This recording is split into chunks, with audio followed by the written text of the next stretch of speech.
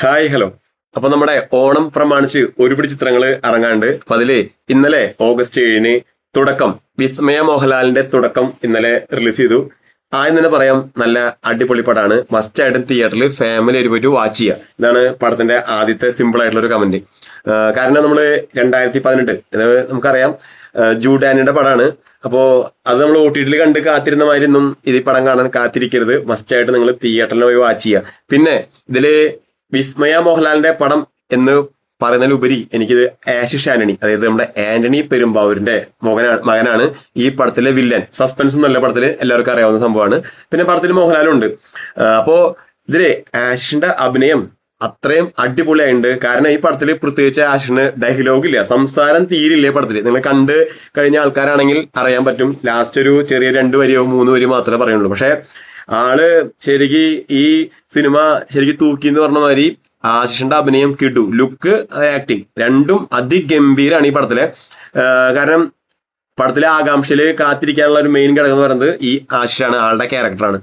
പിന്നെ നമ്മളെ എന്തുണ്ടാവും എന്നുള്ളൊരു സസ്പെൻസ് ഒന്നും ഇല്ല പടത്തില്. പക്ഷെ നമ്മളിങ്ങനെ സർപ്രൈസ് ആയിട്ട് ഇരുന്നു പോകും, എന്തുണ്ടാവും ഈ ആകാംക്ഷയായിട്ട് ഇരുന്നു പോകും. അപ്പൊ മസ്റ്റ് ആയിട്ട് നിങ്ങൾ തിയേറ്ററിൽ പോയിട്ട് വാച്ച് ചെയ്യുക. അപ്പൊ ഓണത്തിന്റെ ആദ്യമായി ഞാൻ കണ്ട, ഓണം പ്രമാണിച്ച് ഇറങ്ങിയ പടങ്ങളിൽ ആദ്യത്തെ പടമാണ് തുടക്കം. അപ്പൊ ഭയങ്കര രസകരമായിട്ട് ഈ പടം എടുത്തിട്ടുണ്ട്. പിന്നെ ഇതില് നെഗറ്റീവ് ഒന്നും എനിക്ക് പ്രത്യേകിച്ച് പറയാനില്ല. പിന്നെ മോഹൻലാൽ ഉണ്ട്, ക്യാമിയോ റോൾ ഒന്നും പറയാനില്ല. മോഹൻലാൽ ഒരു ക്യാമിയോ അപ്പിയറൻസ് ഉണ്ട് എന്ന് മാത്രം. പിന്നെ ഇതില് ആന്റണി പെരുമ്പാവൂരുണ്ട്. എല്ലാ പടത്തിലും ആശാനെ വെറുതെ കൊണ്ട് ഒരു മിനിറ്റ് അങ്ങോട്ടും ഇങ്ങോട്ടും നടത്തും. പിന്നെ മോഹൻലാലിന്റെ ക്യാരക്ടറും ഒരു ചെറിയൊരു കണക്ഷൻ ഉണ്ടെന്ന് മാത്രം.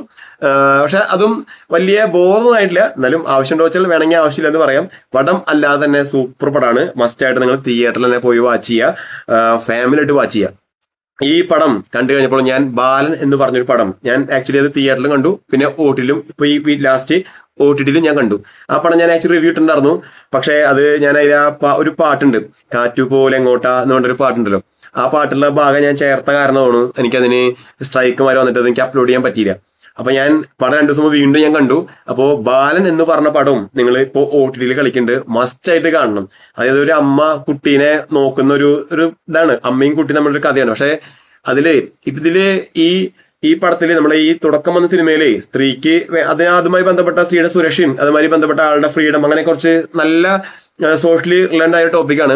അതുപോലെ തന്നെ ഈ ബാലൻ എന്ന് പറഞ്ഞ പടത്തില് എനിക്കതിലൊരു നെഗറ്റീവ്, ഞാൻ പടത്തിനെ കുറിച്ചല്ല, ആ കഥയിൽ നോക്കി കാണാം, അമ്മയുടെ സ്നേഹമാണ് കുട്ടിയോട് കാണിക്കുന്നത്. പക്ഷെ ആ കുട്ടിയുടെ ബാല്യം ശരിക്കും അമ്മ ഇല്ലാതാക്കി എന്ന് വേണമെങ്കിൽ പറയാം.